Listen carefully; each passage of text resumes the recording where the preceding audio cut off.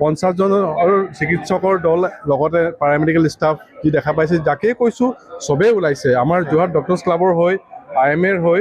আজি মই খুব গৌৰৱ অনুভৱ কৰিছোঁ যে আমি প্ৰায় 50জনীয়া দল এটা লৈ আহি উপস্থিত হৈছোঁ ইয়াত। আমাৰ যি দান বৰঙণি উঠিছে তাৰ পইচাৰে আমি প্ৰায় 2 লাখমান টকাৰ আমি মেডিচিন আমাৰ নিজৰ জেপৰ পইচাৰে আমি কিনি আনিছোঁ। কিনি আনি ৰাইজৰ কাৰণে যদি য'ত কিঞ্চিতো যদি আমি ভাবোঁ যে ৰাইজৰ কিবা কামত অকণমানো যদি আহে তেতিয়াহ'লে আমাৰ পৰিশ্ৰমখিনি মানে আমাৰ সাৰ্থক হ'ব। চাওক পৰিস্থিতিবোৰ আমি যিহেতু ধাৰাবাহিকভাৱে ক্ৰমাগতভাৱে দেখুৱাই আহিছোঁ যে বানৰ পিছত কি এক বিভীষিকাময় পৰিস্থিতি আৰু এই পৰিস্থিতি আমি যি এই বিগত 14টা দিন প্ৰতিগৰাকী তিনিওখন জিলাৰ সাংবাদিকে যিখিনি নিজৰ কৰ্তব্য পালন কৰি গৈছে সেয়া সকলোৱে দেখিছে আৰু এই মুহূৰ্তত এই যি আমাৰ কৰ্তব্য সেই কৰ্তব্যৰ মাজতে কিছু মানৱীয় প্ৰমূল্যৰে আমাৰ যি দায়বদ্ধতা সেই দায়বদ্ধতাৰ ক্ষেত্ৰতো আমি কিছু কাম কৰিবলৈ চেষ্টা কৰিছিলোঁ। আজি মৰিয়নি সমষ্টিৰ এটা বানাক্ৰান্ত অঞ্চল কাৱৈমাৰীত এটা বৃহৎ চিকিৎসা শিবিৰ আমি আয়োজন কৰিছোঁ। টিয়ক প্ৰেছ ক্লাবৰ উদ্যোগত আয়োজন কৰা এই চিকিৎসা শিবিৰত যোৰহাটৰ 20গৰাকীকৈ জ্যেষ্ঠ চিকিৎসকে ইয়াতে অংশগ্ৰহণ কৰিছে। মই কিছু পৰিৱেশ দেখুৱাওঁ যে এয়া হৈছে কাৱৈমাৰী হৰি মন্দিৰৰ যি প্ৰাংগণ সেই স্থানত আমি এই পৰিৱেশটো দেখুৱাইছোঁ। ইয়াতে আচলতে যোৰহাটৰ যিসকল জ্যেষ্ঠ বিশেষজ্ঞ চিকিৎসক তেখেতসকলে আজি ৰাইজক ইয়াতে সেৱা আগবঢ়াইছে। Doctors club Jorhat IMA Jorhat তেওঁলোকৰ সৌজন্যতে আমি টিয়ক প্ৰেছ ক্লাবে এই আচলতে শিবিৰ আয়োজন কৰিছোঁ আৰু ইয়াতে প্ৰত্যেকগৰাকী চিকিৎসকে আহি তেওঁলোকে যিসকল বানাক্ৰান্ত লোক সেই বানাক্ৰান্ত লোকসকলৰ কাষত থিয় দিছে। মই ডক্টৰ্ছ ক্লাবৰ সম্পাদক ছৈয়দুল্লাহ ছাৰ আছে, মই ছাৰৰ ওচৰলৈকে প্ৰথমতে আহিছোঁ। যিহেতু আজি ইয়াতে এই শিবিৰত আপুনিয়ে বিশেষভাৱে নেতৃত্ব লৈছে, টিয়ক প্ৰেছ ক্লাব মাত্ৰ সহযোগিতা কৰিছে, কেনেকুৱা ধৰণে কি চিন্তা আৰু দেখিছোঁ যথেষ্ট পৰ্যাপ্ত ঔষধো লৈ আহিছে। হয়, আমি এই বান আক্ৰান্ত লোকসকলৰ বাবে আমাৰ চিন্তাটো প্ৰথমতে আহিলে যে ৰিলিফ। যোৱা সপ্তাহ আমি ৰিলিফ লৈ আহিলোঁ, যোৱা সপ্তাহ আমি খাদ্য সামগ্ৰী লৈ আহিলোঁ। আৰু যিহেতু সময় যোৱাৰ লগে লগে আমি গম পাওঁ যে যিহেতু পানী যেতিয়া শুকাব বেমাৰ আৰু লগতে সমস্যাবোৰ বেছি হৈ যাব, গতিকে এই সপ্তাহ সেইকাৰণে আমি মানে প্ৰায় এবাউট 50জনৰ চিকিৎসকৰ দল লগতে পাৰামেডিকেল ষ্টাফ যি দেখা পাইছে যাকেই কৈছোঁ চবেই ওলাইছে আমাৰ যোৰহাট ডক্টৰ্ছ ক্লাবৰ হৈ IMAৰ হৈ আজি মই খুব গৌৰৱ অনুভৱ কৰিছোঁ যে আমি প্ৰায় 50জনীয়া দল এটা লৈ আহি উপস্থিত হৈছোঁ ইয়াত। আমি ভাবিছিলোঁ 20-30জন হ'ব, কিন্তু আৰু মই ভাবোঁ যে গাঁওখন এই অঞ্চলৰ সকলো লোক যিসকলে বানাক্ৰান্তৰ ক্ষতিগ্ৰস্ত হৈছে বা তেওঁলোকৰ বেমাৰ আজাৰ হৈছে তেওঁলোকে আহিলে আজি নিশ্চয় লাভান্বিত হ'ব আৰু আহিছে ছাৰ যথেষ্টখিনি লোকো ওলাই আহিছে। হয় হয়, আমি প্ৰায় নিজৰ ফালৰ পৰা আমি প্ৰায় 1000-1500 মানুহৰ আমি এৰেঞ্জমেণ্ট কৰি ঔষধ পাতি আমি গোটেইখিনি লৈ সংগ্ৰহ কৰি আহিছোঁ আৰু সেই বিষয়ত মানে আমাৰ ডক্টৰ্ছ ক্লাবৰ সকলো সদস্য, মেডিকেল কলেজৰ ডাক্তৰসকল, প্ৰাইভেট আমাৰ সকলোৱে ওলাই আহিছে। আমাৰ নাৰ্ছিং ষ্টাফৰ পৰা আৰম্ভ কৰি আমাৰ ধৰি লওক ফাৰ্মাচিষ্ট হ'ল, বাকী ছ'চিয়েল ৱৰ্কাৰ হ'ল আৰু কিছু কৰ্মীসকল যেনে আমাৰ গড়ালি মছজিদৰো কিছু লোকসকলো আহিছে বিতৰণ কৰিবৰ কাৰণে, আমাৰ বেলেগ আৰু ফাৰ্মা ইণ্ডাষ্ট্ৰীৰ লোকসকলো আহিছে। গতিকে এটা বৰ ডাঙৰ শিবিৰ এটা আয়োজন হৈছে আৰু ধন্যবাদ জনাব বিচাৰিছোঁ আপোনালোকৰ টিয়ক প্ৰেছ ক্লাব,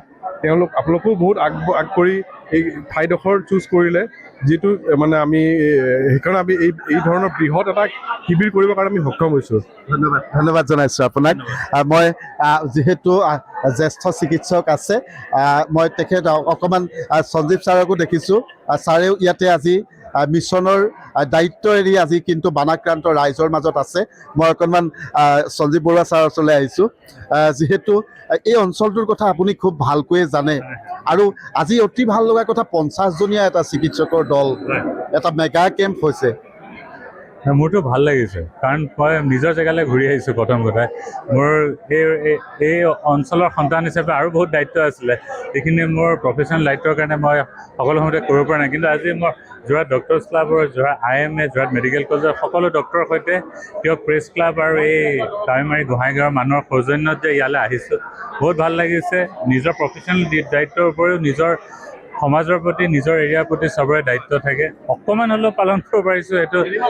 মানে নিজৰ মনৰ বোজা এটা অকণমান হালকা হৈছে সেইটোৱে ক'ব পাৰোঁ আৰু নিজৰ মানুহৰ মাজলৈ ঘূৰি আহি বহুত ভাল লাগিছে নিশ্চয় নিশ্চয় ছাৰ ধন্যবাদ জনাইছোঁ আপোনাক মই অকণমান গোলাপ ডেকা ছাৰ আছে মই গোলাপ ডেকা ছাৰ আজি কিন্তু তেওঁ ইমান ব্যস্ত কিন্তু সেই ব্যস্ততাৰ মাজতো কিন্তু যি মানৱীয়তা যি আচলতে বানাক্ৰান্তৰ এই ভয়াৱহ বিভীষিকাময় পৰিস্থিতিৰ মাজত ছাৰে আহি ইয়াতে তেওঁ সেৱা আগবঢ়াই আছে ছাৰ নমস্কাৰ মই বৰ ভাল পাইছোঁ কৃতজ্ঞতা জনাইছোঁ আমি আপোনালোকৰ এই বানাক্ৰান্ত ৰাইজৰ যিখিনি ৰোগত আক্ৰান্ত সেই ৰোগাক্ৰান্তসকলক আমি আৰোগ্য কৰিবৰ কাৰণে সহায় কৰিবৰ কাৰণে যোৰহাট ডক্টৰ্ছ ক্লাবৰ এখেত আহিছে এখেত ডক্টৰ অমল ফুকন আমাৰ সভাপতি আমি প্ৰায় 40জন ডক্টৰ আমি আহিছোঁ নাৰ্ছ আহিছে আৰু আমাৰ সহায়কসকল আহিছে ৰিপ্ৰেজেণ্টেটিভ আহিছে গতিকে আপোনালোকৰ ৰোগাক্ৰান্তসকলক যাতে আমি কিছু সকাহ দিব পাৰোঁ সেই মানসিকতাৰে আমি সকলো আগবাঢ়ি আহিছোঁ আৰু আপোনালোকৰ কিবা যদি অসুবিধা হয় আমাক যোগাযোগ কৰিলেই হ'ব আমি ভৱিষ্যতেও আহিম আপোনালোকৰ মাজত মানে আজি আহিছোঁ বুলিয়ে নহয় আমি আপোনালোকৰ মাজত থাকিম সহায় কৰিম আগলৈকে যদি কিবা বিপদ হয় এখেত আমাৰ ডক্টৰ সঞ্জীৱ বৰগোহাঁই শিশু বিশেষজ্ঞ সঞ্জীৱ মণি হস্পিটেলৰ চিকিৎসক গতিকে আপোনালোকে এইটো নাভাবিব যে আজি আহি পেলাই আপোনালোকৰ ইয়াত মানে আমি 2-এটা পেচেণ্ট চাই পেলাই আমি সামৰিম নহয় আমি আগলৈকে বানপানী যেতিয়ালৈকে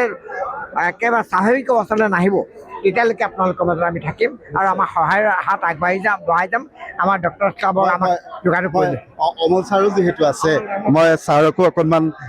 যিহেতু তেখেতে যথেষ্টখিনি ত্যাগ স্বীকাৰ কৰিছে আৰু এই